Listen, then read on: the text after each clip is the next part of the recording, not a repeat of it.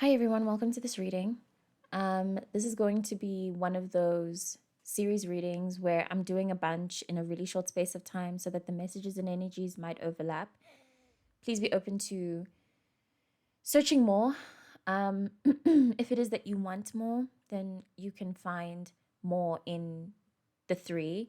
I guess I could name it part one, part two, part three, even though, as a disclaimer, these readings that I do could have nothing to do with the other, but I do find that there tends to be crossovers that might be useful and that end up for me being an experience where I'm almost repeating myself. But it's something that I'm willing to do because um, I believe that the potential of these tarots and channelings lies in that willingness to repeat yourself, to say things off the fly, to just regurgitate, just let out stuff, not regurgitate, just let something out. So that's what these will be, and I'll see what comes up. I'll shuffle here. It's raining right now as I'm recording this. That might be significant.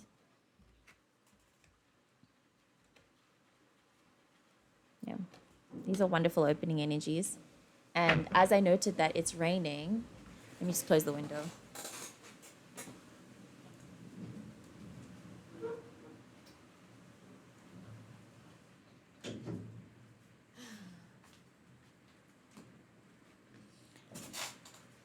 As I noted that it's raining, I also had the thought that I had the thought of this actually.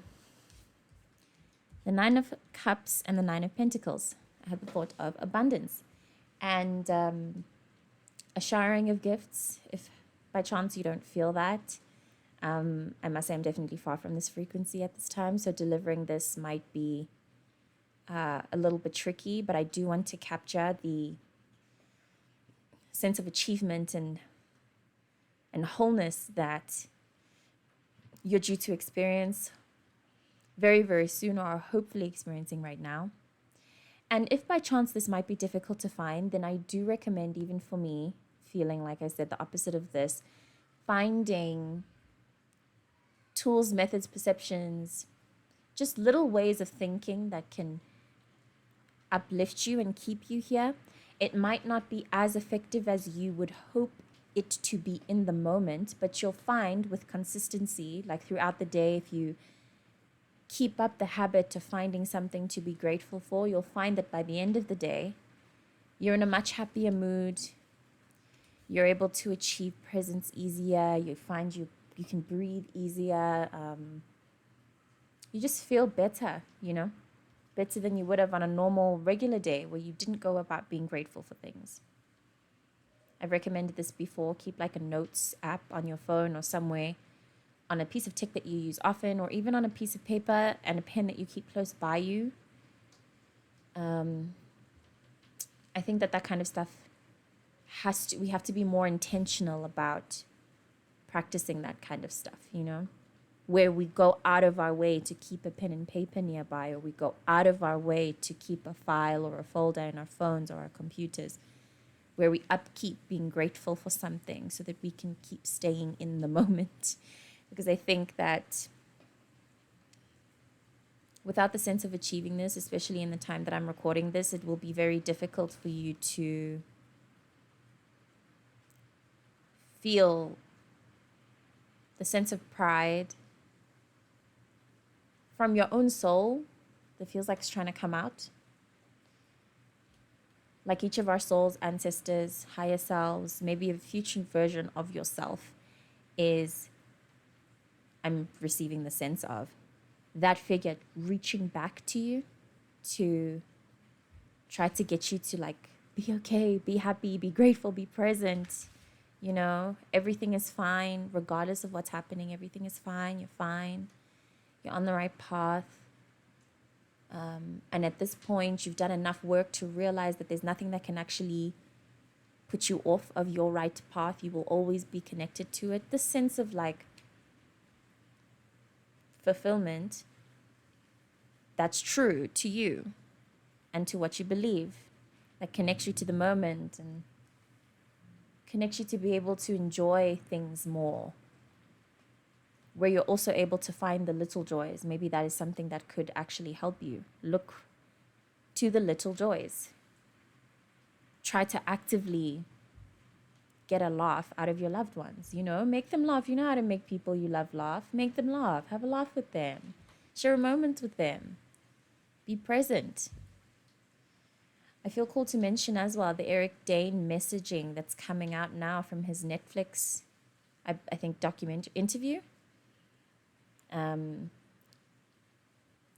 know we all go through it and we all understand the story of being diagnosed and then you lead to death and you leave something, a piece of you behind. And there's always something inspirational about observing how people die.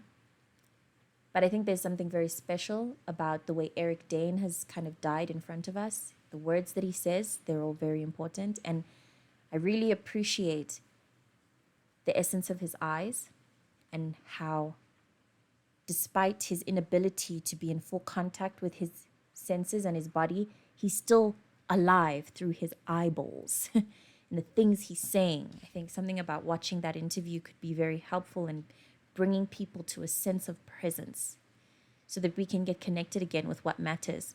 Because I feel like that's also a test for us all lately, like figuring out what matters. And really what matters is you. A sense of pride in yourself, a sense of expansiveness within yourself, and a bravery in sharing that expansiveness with others, connecting, loving, prioritizing being loving and the ability to connect, Let me shuffle for a third.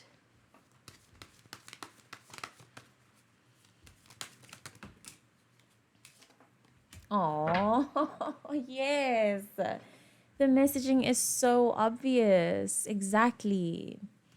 So really, regardless of whatever is happening in your life right now, if you put even the tiniest effort to be present in the moment, be grateful, share love, find joy, all that cheesy shit, if you put even a second of effort into it, you will receive fruits that will be 10 times what you put in, and that will help you understand the magnificence of life. It feels like that's what's really important for us now collectively.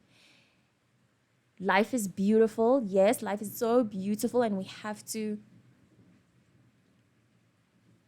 activate that statement within our lives in whatever way possible.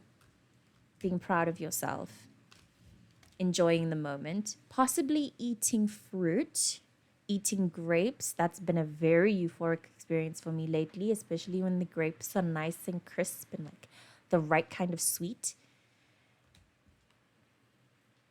Connecting with a child might be helpful as well, but connecting with your own inner child, I think, is the most useful thing for all of us.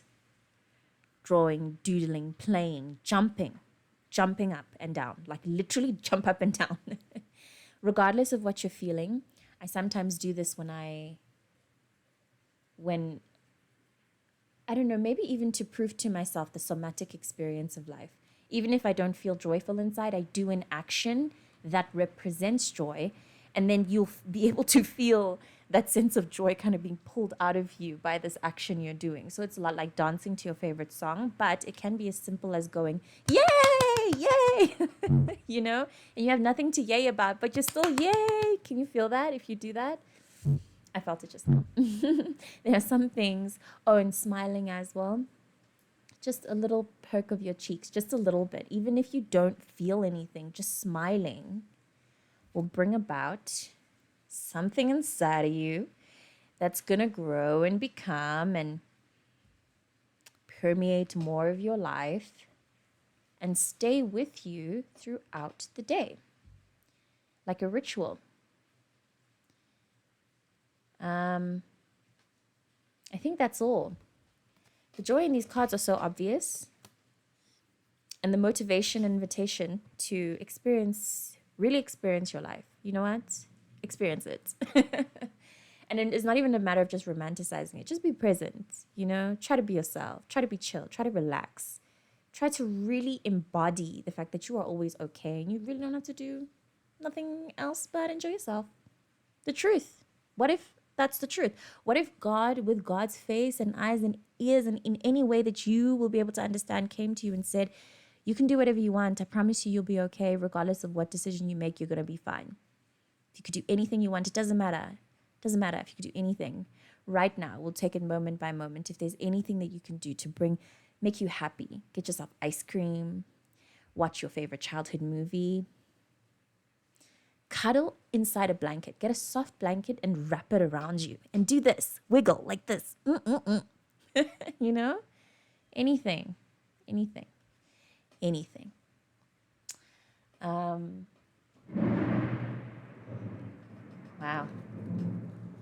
I'm going to shuffle from the Intuitive Tarot, read the interpretation, and then close the reading.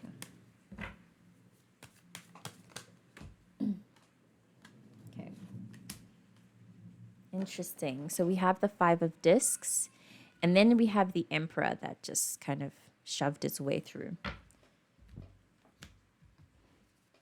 I believe this has something to do with the assertive factor that we have to go about embodying regarding our joy. We really have to decide to be happy. I'm going to read the interpretation of the Five of Discs, though.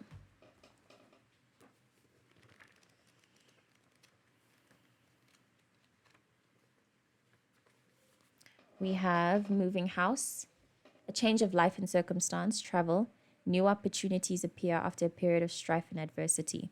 The current route may be hard, but may prove beneficial in the long run. I think that sentence, new opportunities appear after a period of strife and adversity, and a change of life and circumstance apply very deeply here, especially with the astrological influence that we're all under.